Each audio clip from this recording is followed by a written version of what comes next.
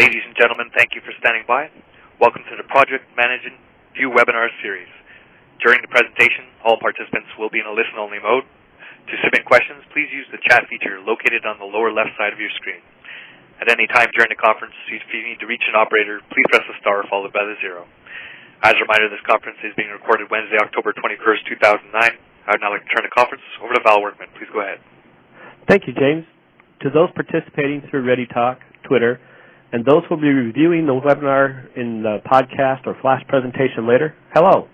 I'd like to welcome you to this session of the Product Management View series. I'm Val Workman from RYMA Technology Solutions, one of the sponsors of this webinar.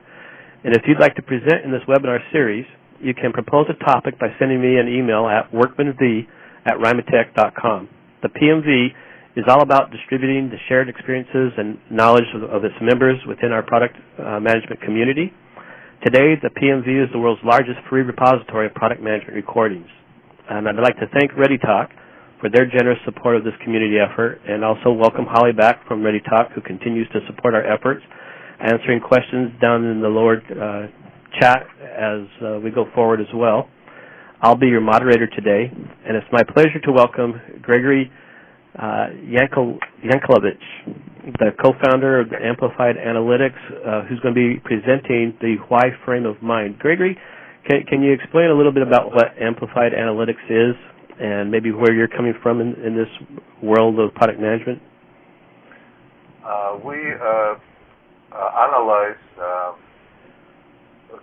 basically we analyze customer reviews, which can be found in multiple platforms in the social media, and we extract actionable metrics which we offer to product management people and the product marketing people. We focusing on the consumer electronic and computer product segment of the market at this point, and that's what we do.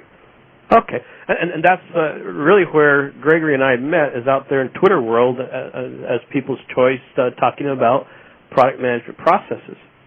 However, today this presentation is being presented through our CXO webinar series and through a CXO point of view.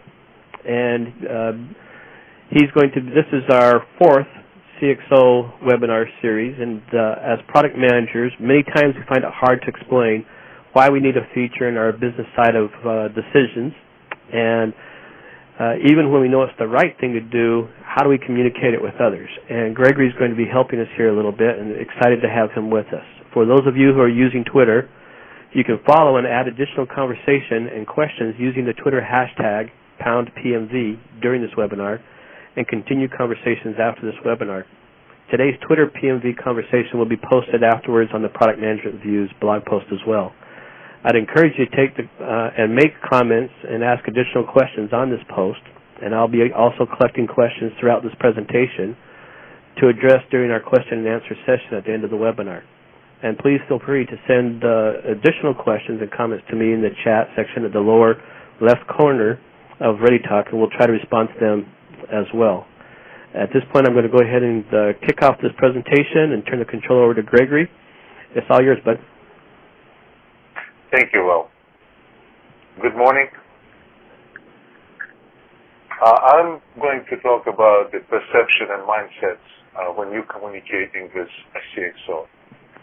My guess is that you think that the CXO primary responsibility is to provide vision and leadership and stuff like that, because that's what usually is written in all the materials and books. And they, of course, do that, but it's not how they see what they're actually doing. This is very generic and a popular way to describe people's expectations, even though if it is not very specific or measurable. How do you measure vision or leadership? However, to be effective in communicating with executives, one has to understand their perspective on what they are responsible for. And how the most important thing is, how do they see those responsibilities? What their job descriptions are. They communicate in the forms of economic risk management, the reduction of economic uncertainties, and expectations management of their constituency. For example, job security of the Chief Information Officer is not